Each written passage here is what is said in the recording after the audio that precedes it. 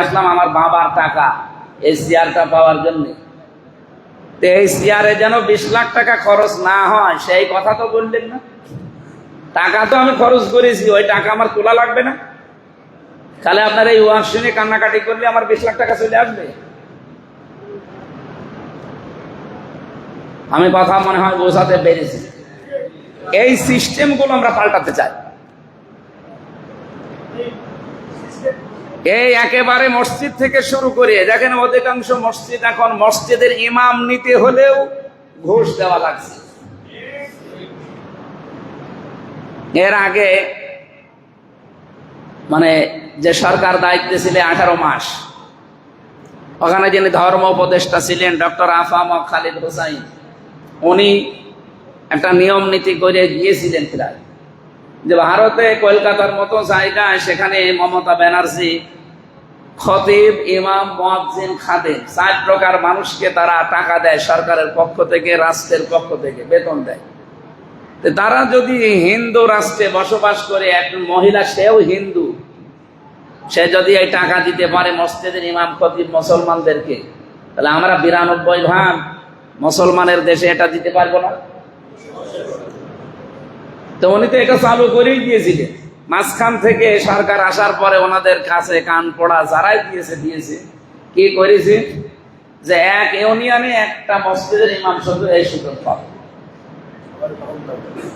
Form fill up সবার করা লাগবে, কিন্তু টাকা দেবে মাত্র এক ইউনিয়নে একটা মসজিদের একটা ইমামকে, একটা ওয়ার্ডের একটা ইমামকে। কেন? এত প্রত্যেকটা 3.5 লাখ হোক। আর হালাল রুজির এই নিয়ম নীতিটা যদি আমরা একেবারে গোড়া থেকে শুরু করে শেষ পর্যন্ত নিয়ে যেতে না পারি, শুধু ওয়াজ করে, নসিহত করে, কান্নাকাটি করে জীবনেও এই মসজিদে আমরা মানুষ ঠিক করতে পারবো না। এখানে হয়তো আবেগে হাত তুলতে বলবো যে হালাল রুজি খাবেন কারা কারা, হাত তুলতে বলে ঠ্যাং তুলে ফেলে, বের হয়ে যাওয়ার পরে যা, কারণ তো ওরও দোষ না। পরে আমি ওয়াজ করে কি করবো? ও তো 20 লাখ টাকা খরচ করে চেয়ারটা পেয়েছে, এই টাকা তো ওর বেতনে জীবনেও উঠবে না। ও বেতন পায় মনে করেন 35,000, 40,000, 42,000 টাকা, তো থাকবে হয়তো 1 বছর 1.5 বছর। এই যে 20 লাখ 30 লাখ টাকা ওই 1-1.5 বছরে তুলতে পারবে বেতন দিয়ে? এই জন্যই তখন এই হরিপুরে, এই নদীর ধারে যারা এদিক ওদিকে আছে ওদের কাছে ওদের হাত মারা লাগে। আমরা আশা করছি সামনে আপনাদের এই হরিপুর ইউনিয়নের যে 9টা ওয়ার্ড আছে, এখানে যিনি চেয়ারম্যান আছে, 9টা ওয়ার্ডের 9 জন মেম্বার আছে এবং গুরুত্বপূর্ণ লোক যারা, তাদেরকে সাথে নিয়ে মাদক বিরোধী যে অভিযানগুলো আছে কমিটির মাধ্যমে এগুলো আমরা নির্মূল করতে চাই। তাছাড়া আমাদের পরিবারগুলো ধ্বংস হয়ে যাচ্ছে। একটা পরিবারে যদি একটা মাদকাসক্ত লোক থাকে, তার মা, বাবা, স্ত্রী, সন্তান সব জাহান্নামে থাকে। তো এটা নির্মূল করার জন্য সরকারের উদ্যোগ আছে, কিন্তু ওনারা ব্যবস্থা করছে না। আমরা সামাজিকভাবে এই আন্দোলনটা গড়ে তুলতে চাই। অনেক অনেক জায়গায় আমরা শুনছি যে মাদকের সাথে যারা একেবারে সরাসরি জড়িত, এই মানুষগুলোকে মুসলমানদের কবরস্থানে কবর দেওয়া দেবে না, তাদের জানাজা জনসম্মুখে পড়বো না, এরকম কঠিন সিদ্ধান্ত বিভিন্ন জায়গায় নিয়েছে। আমার নিজের জন্মস্থান পাটিকাবাড়ি ইউনিয়নে যারা জড়িত আছে তাদের জন্য এটা নাকি অলরেডি এলাকার কিছু মানুষ নিয়েছে যে এদেরকে মুসলমানদের জানাজা কপালে নেই, এমনকি এদের জানাজার পরে মুসলমানদের কবরে এদেরকে আমরা দিতে দেব না। সামাজিকভাবে যদি আমরা একটু কড়াকড়ি করি, কড়াকড়ি করলেও আবার একটা ঝামেলা আছে, কারণ অন্যান্য বিভিন্ন ফেরেশতা আছে, তো ওরা আবার এদিক ওদিকে টান দেয়। টান অন্তত কুষ্টিয়ায় দিয়ে কেউ টিকে থাকতে পারবে না আমরা যদি ঐক্যবদ্ধ থাকি। এখানে কি দল, মত, জাতি, বর্ণ, ধর্ম দেখা যাবে? এইটা তো সবার ক্ষতি হচ্ছে। এই ক্ষতি থেকে বাঁচার জন্য আমরা চেষ্টা চালাবো ইনশাআল্লাহ। তা আল্লাহ সিরিয়াল দিয়েছিলেন কি বলেন তো? আগে হালাল খাবার। এই হালাল খাবারের যে সমস্ত জায়গাগুলো আছে, এই জায়গাগুলো আগে পরিষ্কার করা লাগবে। সুতরাং এই ডিসির কাছে, এসপির কাছে, টিওনোর কাছে, ওসির কাছে এই এসআই হওয়ার জন্য যারা টাকা নেয়, অবশ্যই এর উপরে যারা আছে তারা নেয়। কথা বলে না কেন?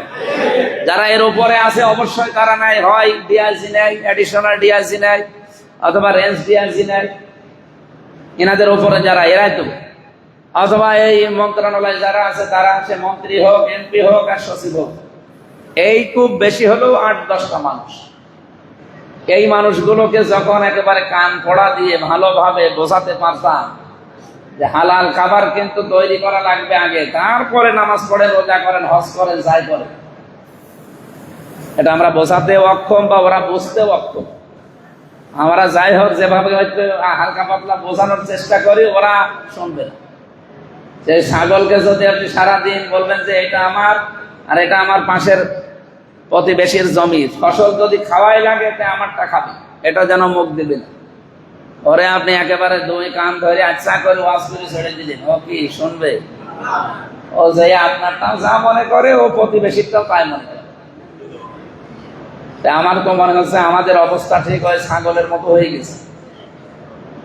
এত ওয়াজ করে কান পা ধরে, ভাই এটা করেন না, এটা করেন না, ওই যে ছেড়ে দিলে ও যা ছিল তাই।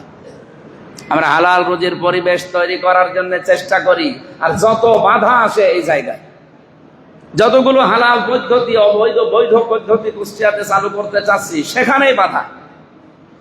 কুষ্টিয়ার মজমপুর গেট থেকে শুরু করে যতগুলো স্ট্যান্ড আছে, এখানে আল্লাহর কিছু বান্দারা মানে নিজের মনে করে চাঁদার নাম দিয়ে হোক আর বিভিন্ন সেলামির নাম দিয়ে হোক টাকা তুলতেছে। এই কাজটা কি সত্যি করে বলবেন বৈধ না অবৈধ? এই কাজ আমির হামজা না, যেই করতে যাক তার পেছনে আমাদের থাকার দরকার ছিল না? ওরা নিজেরা হারাম কাজ করছে আর আমাদেরকে মাজলুম অবস্থায় রেখে দিচ্ছে।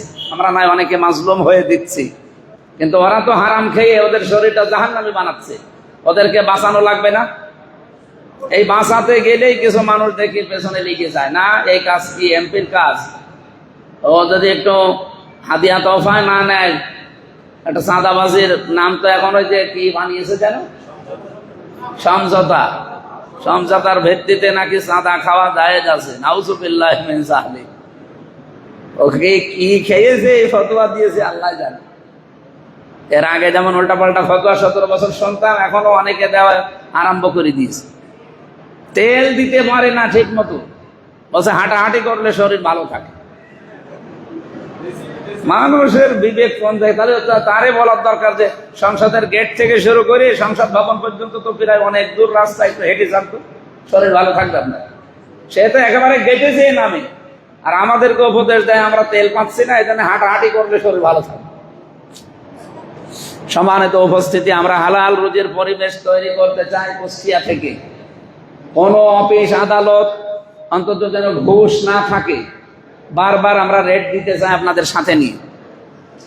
যেখানে যেখানে দিচ্ছে কিছু বিরোধী বন্ধুরা আছে, তারা এসে এই সবল মারছে, না এই কাজ আপনার না। তো আমার কোন কাজ সেটা বলেন তো। মাদকের একটা তালিকা করেছিলাম, বিশেষ করে কুষ্টিয়ার এই নদীর ধার দিয়ে, আমাদের এই উপারে না ওই উপারে 27 জনের, তার নির্ভরযোগ্য সূত্রে দিলাম তালিকাটা। শুনলাম যে না, যারা তালিকা দিয়েছি এদের কাছে, যাদের কাছে তালিকা দিয়ে আসলাম এদের কাছে এরা মাল খায়। আমি এদের পেছনে লেগে করবো কি? যাদের কাছে বললাম যে এই মানুষগুলো একেবারে বলছে যে আমরা জানি, জানেন তাহলে কিছু করবেন, আপনি দোয়া করবেন। দোয়া তো করছি, তো একটা তো ধরেন না। পরবর্তীতে ওই যে 27 জনের নাম দিয়েছি, তারা আমার বাড়ি নিজে এসে বলছে আমার নাম দিয়েছেন হুজুর, আমি তো আগেই জিনিসপত্র দিয়ে আসি।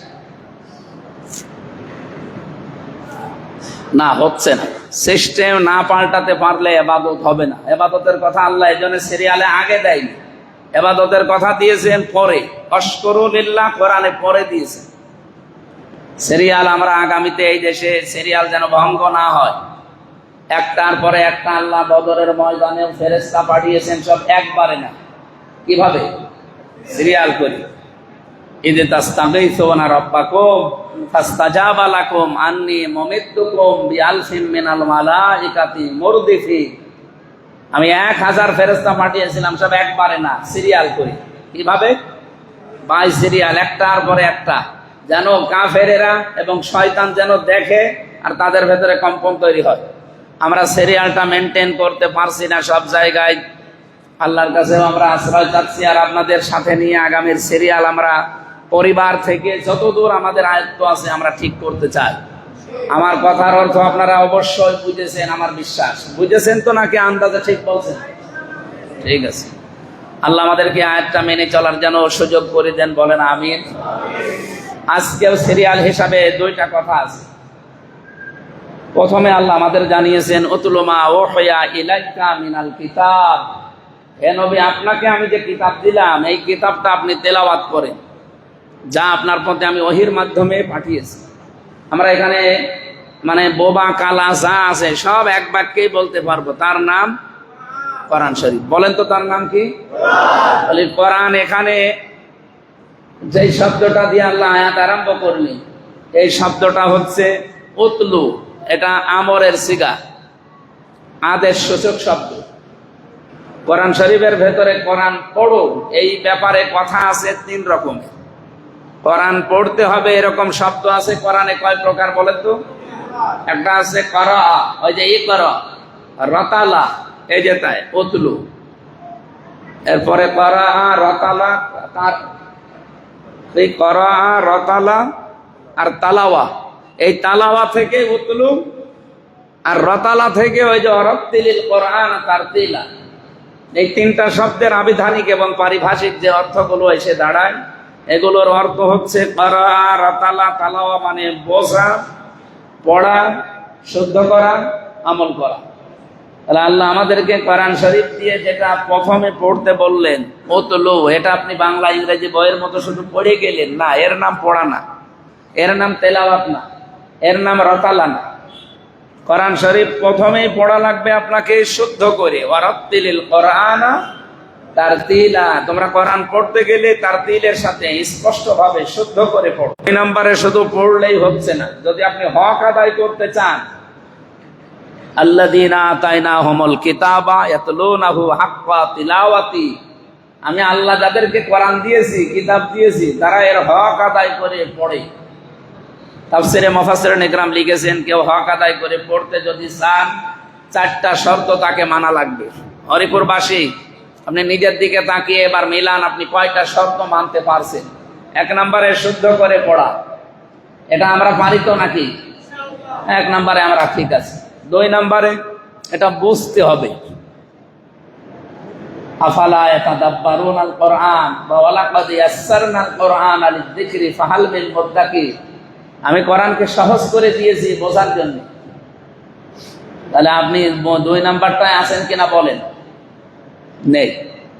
কারণ এখানে আমার মনে হয় 100 জনের 95 জন মানুষ আল্লাহর কোরআন শরীফ বোঝে না, নাকি বেশি বলে ফেললাম? ঠিক আছে। সুতরাং বোঝার সিস্টেম চালু করা লাগবে আমাদের। এটা শিক্ষা ব্যবস্থা থেকে শুরু করে ব্যক্তিগত পর্যায় পর্যন্ত কোরআন শিক্ষা যেটা শুদ্ধ করে এবং বোঝার সিস্টেম গুলো চালু করা দরকার। আপনি টাকা পয়সা খরচ করতে চান না কোরআন শিক্ষায়, কোরআন বোঝার ক্ষেত্রে, কি করবেন টাকা দিয়ে?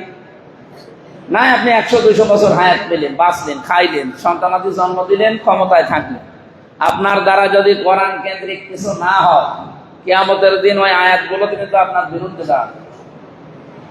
আল কোরআনু হুজ্জাতুল লাকা ওয়া আলাইকা, কোরআন শরীফ হচ্ছে জান্নাতে যাওয়ার দলিল। এটা যদি কারো পক্ষে থাকে সে জান্নাত পাবে, যদি এটা কারো বিপক্ষে যায় সে জাহান্নামে যাবে। এজন্য আহ্বান জানাবো মুসল্লি যারা আছেন, যেহেতু এই দেশে এখনো ইসলাম কায়েম হয়নি, কিন্তু আমাদের তো আল্লাহর দরবারে মাসা লাগবে, নাকি মাসা লাগবে না? এজন্য যার যতটুকু সমর্থ আছে কোরআন কেন্দ্রিক থাকার চেষ্টা করবে। হয় কোরআন শুদ্ধ করে পড়ার ব্যবস্থা করেন, কোরআন শেখার ব্যবস্থা করেন, কোরআন জানার ব্যবস্থা করেন, বোঝার ব্যবস্থা করেন, কোরআন কায়েমের ব্যবস্থা করেন। এই সমাজ যেন কোরআন দিয়ে চলে সেই ব্যবস্থা আপনি লেগে থাকেন। কায়েম হোক না হোক ওটা আল্লাহর ব্যাপার, কিন্তু লেগে থাকতে হবে, এটা আমাদের ব্যাপার। তাহলে আমরা হক আদায় করে পড়তে চাইলে শুদ্ধ করে পড়া লাগবে। আপনার শরীরের শক্তি, সামর্থ্য, মেধা, যোগ্যতা, টাকা পয়সা, ক্ষমতা কি কোরআন শুদ্ধ করে পড়ার পেছনে ব্যয় হয়? মাওলানা হাফিজুর রহমান আপনাদের ইমাম খতিব, উনি একটা মাদ্রাসা ভাঙ্গাচোরা বানিয়েছে, এখানে শুদ্ধ করে পড়ার জন্য কিছু ওস্তাদও রেখে দিয়েছে। এই এলাকার সবাই কি ওনার উপরে সন্তুষ্ট? না। অথচ আপনি মুসলিম হিসাবে আপনার তো দায়িত্ব ছিল, কাজ তো ছোট একা না, এ কাজ তো আপনাদের সবার জন্য ফরজ ছিল তার পেছনে থাকা, নামাজ রোজার মতোই। কারণ আপনি হক আদায় করে কোরআন পড়তে চান, হক আদায় করে কোরআন তো আর আপনার ওই সেই মন্দিরে গিয়ে পড়াবে না, অবশ্যই মাদ্রাসা, মক্তব, মসজিদ এরকম কেন্দ্রিক যাওয়া লাগবে। এরকম ব্যবস্থা যারা করে দিচ্ছে সেখানে আপনি থাকেন না, সেখানে আপনার মেধা, যোগ্যতা, সেখানে আপনার ক্ষমতা, আপনার টাকা পয়সা কিছুই খরচ হয় না। আপনি কি কোন জায়গায় খরচ করবেন বলেন? আপনি কি কিছু বুঝতেছেন কথা? আমি আশা করব আমরা সবাই যেন লেগে থাকতে পারি, শুধু ওনারটা না, যেখানে এরকম ব্যবস্থা পাবে যতটুকু আছে ওইটা নিয়ে ঝাঁপিয়ে পড়বে। 2 নাম্বারটা কি বলছিলাম, যেন বোঝার সিস্টেম থাকে। সেটা অন্যান্য বিষয়গুলো বোঝানোর জন্য সরকার যত উদ্যোগ নেয়, কোরআন হাদিস বোঝানোর জন্য অত উদ্যোগ বাংলাদেশে নেই। আপনি দেখেন ইবতেদায়ী, এই যে কি বলে প্রাইমারি যত স্কুল আছে সবগুলোর বেতন আপনারা দেন নাকি? কে? 1 থেকে 5 পর্যন্ত সেখানে পড়ায়, ওই একই পড়া তো ইবতেদায়ী মাদ্রাসায় পড়ায়, আরো বেশি পড়ায় সেখানে কোরআন হাদিস যোগ করি। কিন্তু সেখানকার বেতনগুলোকে আপনারা দেন না সরকার দেয়? এ বিষয়টা আমরা সংসদে তুলব ইনশাল্লাহ। যিনি আছেন মাননীয় মন্ত্রী, ধর্মমন্ত্রী এবং জেনারেল যে মন্ত্রী আমরা পেয়েছি শিক্ষামন্ত্রী, আমরা দৃষ্টি আকর্ষণ করবো ইনশাল্লাহ আগামীতে। যে কালকের দিন পরে সংসদ বসবে, অনেকগুলো বিষয় তোলার কথা আছে আমাদের কুষ্টিয়া নিয়ে। আমি এটাও যদি সময় পাই ইনক্লুড করবো ইনশাল্লাহ। আপনারা দোয়া করেন ভালো ভালো কাজ যেন আমি ওখানে তুলে আদায় করতে পারি, কারণ একটা জায়গা তো ওখান থেকে বলে আদায় করতে পারলে ওটা কায়েম করা যাবে। আমরা আগামীতে চাই যেন প্রাইমারির মতো ইবতেদায়ী মাদ্রাসা বা অন্যান্য আরো যারা দ্বীনি শিক্ষা প্রতিষ্ঠান আছে এগুলোর পেছনেও সরকার খরচ করে, তাহলে সেই কোরআন বোঝা আমাদের জন্য সহজ হয়ে যাবে। কারণ আমরা হক আদায় করে কোরআন পড়তে চাই না, শুধু সত্য করে পড়লে হবে না, বোঝা লাগবে। এ বোঝার সিস্টেম গুলো সহজলভ্য হওয়া লাগবে। 3 নম্বরে শুধু বুঝলে হবে না, যতটুকু বুঝেছেন অতটুকু আপনাকে মানা লাগবে। এই পরিবেশ আসে বাংলাদেশে। আমি অনেক কিছু বুঝি, উনি অনেক কিছু বোঝে, কিন্তু বাস্তবতা হচ্ছে এগুলো সব বোঝার পরও মানা যায় না। আমি নিজে জানি যে ঘুষ খাওয়া হারাম, ঘুষ দেওয়া হারাম, তো বাংলাদেশের একটা প্রতিষ্ঠান দেখান তো যেখানে ঘুষ ছাড়া কাজ হয়। অফিসের গেটে লেখা আছে আমার অফিস সম্পূর্ণ ঘুষ মুক্ত, ওখানে গেলে হয় ঘুষ যুক্ত। এরকম প্রতিষ্ঠান দেশে নেই। একজন সাংবাদিক সত্য তুলে ধরবে, অথচ টাকা দিলে সে সত্য ভুলে মিথ্যা তুলে ধরে, এমন সাংবাদিক দেশে নেই। এগুলো বাংলাদেশে আমার মনে হয় যায় আছে, কুষ্টিয়ায় সবচেয়ে বেশি। এতটুকু একটা জেলায় 450-র উপরে শুধু সাংবাদিক।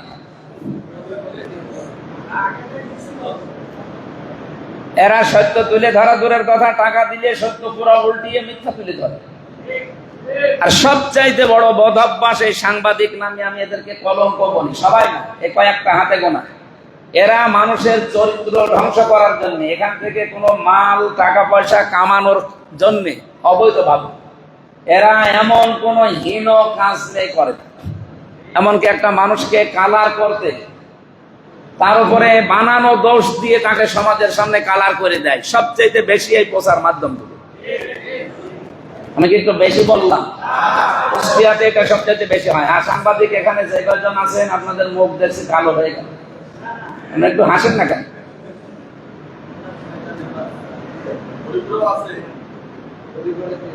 হরিপুরে আছে, এই জন্য তো বেশি করে বলছি। এখানে আছে, আমার সামনে বসে আছে। আপনাকে দাঁড় করাবো নাকি? এখানে মিডিয়া আছে, সারা বাংলাদেশে আপনাকে দেখুক যে আপনি আল্লাহর ওলি, নামাজ পড়তে এসেছে।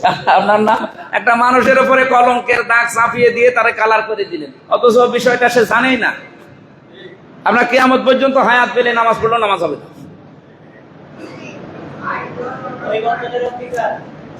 যে সমস্ত মানে প্রচার মাধ্যম গুলো আছেন আপনারা নিজেদেরকে কন্ট্রোল করবেন। আর এত সাংবাদিক আমার মনে হয় কুষ্টিয়ায় দরকার নেই, কারণ সারা বাংলাদেশ তো আমি ঘুরি, এত নেই। অন্যান্য জেলায় হয়তো 50টা, 60টা, 100টা, 150টা আছে, আর এখানে 450-র উপরে। এই জেলা কি খুব বড় জেলা? এটা পাবনার চাইতেও ছোট। এই কাজগুলো করে আমি যেটা বোঝাতে চাচ্ছিলাম যে কোরআনে কারীম শুধু আমরা মানে বোঝা পর্যন্ত অনেকে শেষ করে দিয়েছি, কিন্তু এটা যে মানা লাগবে সব জায়গায়, সেই সিস্টেম বাংলাদেশে নেই। এইটাই আমরা করতে চাচ্ছিলাম। একেবারে সব জায়গায় আমরা কোরআন কেন্দ্রিক জীবন যাপন করতে চাই, তাহলে সবাই জুলুম মুক্ত থাকতে পারবো, চাঁদা দেওয়া লাগবে না, অফিসগুলো হবে জনবান্ধব, যেখানে মানুষ গেলে আরো আশার আলো পাবে, আশার সঞ্চার হবে।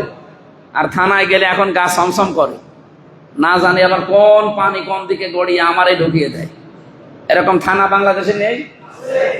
আমি চেয়েছিলাম 100 দিনের ভেতরে আমার কুষ্টিয়ার যত প্রতিষ্ঠান আছে এগুলো মানুষের কাছাকাছি নিয়ে আসবে, কিন্তু পারছি না। ওই যে বললাম যেখানে যেখানে হাত দিচ্ছি সব জায়গায় ঝামেলা। কুষ্টিয়ায় সদর হাসপাতাল নিয়ে যত কমপ্লেন আমার কাছে, বিশেষ করে ওখানের 1 নাম্বার 2 নাম্বার, 1 নাম্বারটা বাদ দিয়ে 2 আর 3 নাম্বারে যিনি আছেন তারে নিয়ে, আমি নাম নিলাম না। আজকে এই শপথ নেওয়ার পর থেকে আজকের এই 27 তারিখ পর্যন্ত কমপক্ষে 100টা কমপ্লেন তার নামে, তার ভেতরে প্রমাণিতই কমপক্ষে 70টা। বাকিগুলো আমি এগুলো কোথাও দিয়ে দেখিনি। আমি অলরেডি উপরে জানিয়েছি যে এইরকম মানুষ থাকলে এটা দাঁড়াবে না। ওখানে 250টা বেড আছে, 250টা বালিশ বরাদ্দ হয় প্রতি বছরে মনে করে, অথচ বালিশগুলো 250 বালিশের 100 বালিশও ব্যবহার হয় না। বাকি বালিশগুলো হয় কোনো জায়গায় গোদামে আটকানো আছে, অথবা আল্লাহর ওলিরা বালিশও খেয়ে ফেলছে। অথচ এক একটা বালিশ মনে করেন কিনতে নাই কত 200 টাকা খরচ হয় একটা বালিশে। অথচ এর আগে আমরা দেখেছি একটা বালিশের কভার কিনতে, কমপক্ষে একটা কভার কিনতে নাকি 1.5 লাখ টাকা চলে গেছে। অথচ বালিশ নাকি কি, এই সমস্ত ঔষধ আসে 250 মানুষের জন্য, সেই ঔষধগুলো সব আটক করে রেখে ওখান থেকে নিজেরা ঔষধ বিক্রি করে। এরকম জায়গা নেই? আছে, আমাদের সদরে আছে। এরপরে আরো যে আনুষঙ্গিক বিষয়গুলো আছে, এখান থেকে বিভিন্ন কায়দায় টাকা পয়সা কালেকশন করে ওরা বলেছে এগুলো আমরা খাচ্ছি, ওই বিভিন্ন নাম দিয়ে। বলেন তো, আমি উপরে দোকানের নাম লিখে দিলাম বিসমিল্লাহ মদের দোকান, হবে? ভেতরে তো মাল কি, মাল তো হারাম। উপরে যত বিসমিল্লাহ লেখেন, আপনি একটা আয়ার কাছে টাকা নেন প্রতি মাসে মাসে 3000, ওই আয়া আমারে বলছে, খালা, খালা বলে না, ওই রান্না করে, ওই খালার কাছে অথবা ঝাড়ু দেয়, ওর কাছে আপনার পার্সেন্টেজ প্রতি মাসে মাসে 3000 5000 টাকা, সে কি করবে? এরকম 100টা কমপ্লেনের 70টা প্রমাণিত। এইরকম মানুষগুলো সব জায়গায় বসে আছে, সিভিল সার্জন থেকে শুরু করে, মেডিকেল থেকে শুরু করে, সদর হাসপাতাল, ডিসি, এসপি, টিওনো, ওসি। বলে হুজুর নাম ধরলে ওরা আপনার শত্রু হয়ে যাবে। ওরা কি আমার বন্ধু? ওরা তো এমনি শত্রু আছে। কে বন্ধু হবে শত্রু হবে ওটা আমি কোনোদিন ভাবিও না, কোনোদিন ভাববো না। আমার কাজ হবে, যেহেতু দায়িত্ব পেয়েছি, সঠিকভাবে থাকা। বারবার তো বলে দিয়েছি আপনাদের যে 5 বছরে আমার 1টা টাকা বাড়বে না, তো সাথে আমি ভয় পেয়ে করবো কি? যাদের এরকম বাড়ানোর চিন্তা ভাবনা ছিল, আমাকে এক ভাই বলছিল যে লোকটা প্রায় 21-22 বছর ইনভেস্ট করছে, এবার মনে করেছিল সে টাকাগুলো তুলবে, সে টাকাগুলো তুলতে পারে না, এই জন্য অনেকের মাথা কিন্তু খারাপ হয়ে গেছে। ওরা এই সমস্ত কাজগুলোকে মনে করে এটা একটা প্রতিষ্ঠান, টাকা কামাই করার মেশিন, এখানে যদি 20 কোটি টাকা খরচ করি 5 বছরে 100 কোটি টাকা তুলবো। এরকম রাজনীতিবিদ দেশে নেই? আমি নাম নিলাম না তাদের। ঘৃণা করে এই মানুষগুলোর চরিত্র দেখলে। আপনি এই জায়গাটাকে প্রতিষ্ঠানকে ব্যবসা প্রতিষ্ঠান বানাবেন কোন কারণে? রাজনীতি করতে হলে এটা মানুষের জন্য আসেন, নেমে আসেন। আমার মতো ঘোষণা দিয়ে লাগে যে 5 বছরে আপনার 1টা টাকা বাড়বে না, আমি আজকে দায়িত্ব ছেড়ে আপনাকে দেবো, নেন। আপনার তো দায়িত্ব দিলে 5 বছরে দেখা যাচ্ছে 100 কোটি টাকার মালিক হয়ে যাবে। আমার মনে হয় বেশি বলে ফেললাম, একটু বেশি হয়ে গেছে। তারা আবার শুনলে বদদোয়া দেবে যে হুজুর মরুক। কালকে বাগেরহাটে আমির হামজা নামে একজনকে গুলি করে মেরে ফেলেছে, অনেকে মনে করছে আমি না, আমি এখনো বেঁচে আছি। তো বিভিন্ন রকমের জিনিস আসতেছে। সম্মানিত ভাইরা, আমরা আপনাদেরকে বাঁচাতে চাই, সময় অনেক হয়ে গেছে। আমরা সিরিয়াল হিসাবে যেতে চাচ্ছিলাম। 4 নম্বরে শুধু মানলে হবে না, এটা যেন মানুষ মানতে পারে সেই ব্যবস্থা করা লাগবে। আজ জমি জায়গা যেখানে রেজিস্ট্রি হয়, অফিসে যাওয়া যাচ্ছে না। অনেকে বলছে ওখানে একটু যাওয়া লাগবে, আমি কয়েকদিন পরে যাব। আমার মনে হয় বাংলাদেশের মহা দুর্নীতির জায়গা ওইটা। আমার তো এমনি মেজাজ হট হয়ে থাকে, কি যে হবে আল্লাহ হবে। ওই জায়গায় যা আমি হালকা পাতলা টাচ পেয়েছি, এরকম প্রত্যেকটা জায়গায় আমরা চেষ্টা চালাচ্ছি, কিন্তু পেরিয়ে উঠছি না। সরকার গঠন করতে পারলে হয়তো পেরিয়ে উঠতে পারতাম। কিছু কিছু মানুষ হয়তো আমাদের সাথে ছিল, তাদেরকে তারা যেন থাকতে না পারে অলরেডি ওপেন অনেকে ঘোষণা দিয়েছে যে এই যে সাবেক যে ডিসি তারে আমরা থাকতে দেইনি, আমাদের কাজের ডিস্টার্ব হচ্ছিল এই কারণে। আপনি কি মানুষের মতো কথা বললেন? সেই লোকটা কি তার নিজের স্বার্থে কাজ করছিল? সে তো কাজ করছিল আমাদের জন্য। তাকে নিয়ে আমি কতগুলো পরিকল্পনা করে এগিয়ে যাচ্ছিলাম। মেডিকেল কলেজের 100 কোটি টাকার মেশিন পড়ে আছে, 100 কোটি। হরিপুর বিক্রি করলেও হবে না, অথচ সেই সম্পদ পড়ে আছে। 2011 সালের 9 অক্টোবর থেকে 16 সালের ডিসেম্বরের 30 তারিখ পর্যন্ত ওটা চালু হওয়ার কথা ছিল। আজ 26 সাল চলছে। বাংলাদেশের ইতিহাসে একটা প্রতিষ্ঠান 17 বছর পড়ে থাকে, নষ্ট হয়ে যায়, ইতিহাস নেই। পরশুদিন সংসদ যেহেতু বসবে, আমার সিরিয়াল এটা আছে, আমি তুলে ধরবো। মন্ত্রীর কাছে আমি হিসাব চাইবো। উনি হয়তো বলবে আমার আগে যারা ছিল তারা করে নাই, আমি কি করব না। এখন যেহেতু সময় এসেছে, আপনাকে করা লাগবে।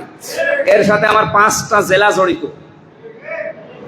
অনেকে কথা শোনার পরে বলে খালি চাপাবাজি করে। চাপাবাজি করি তো আপনার কারণে, কারণ করতে গেলে তো খালি বাধা দিই, কত রকমের বাধা এটার জন্য। কারণ যাদের মেডিকেল কলেজে 200 টাকা খরচ হবে, সেখানে আপনার কাছে গেলে খরচ হবে 20,000 টাকা।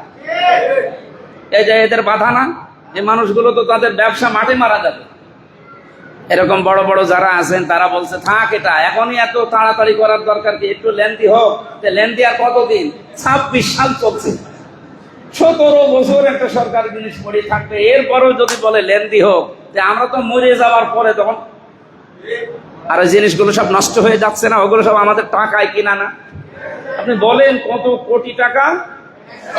100 কোটি।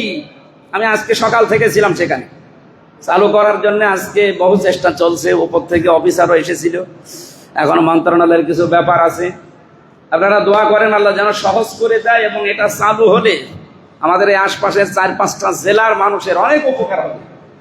বিশাল ব্যাপার, 750 কোটি টাকার প্রজেক্ট। কত বললাম? 750 কোটি। ওর পাশে যে জমিটা পড়ে আছে ওটা 250 কোটি টাকা শোধ দেওয়া আছে। 250 কোটি টাকা সরকারকে দেওয়া, অলরেডি শোধ দেওয়া। অথচ সেটা এখন ঘ্যান্তাগাড়ি করে অনেকে নিজে ভোগ দখল করার চেষ্টায় আছে। অনেক ডাক্তার পর্যন্ত তার সাথে জড়িত, নিজেরা প্লট করে ফ্ল্যাট করে নিয়ে আর জিনিস সরকারের জনগণের জন্য বাজেট। কথা এখন মনে হয় বেশি হয়ে গেল, অনেক সময় হয়ে গেছে। আমি ঘটনাটা ঠিক আছে,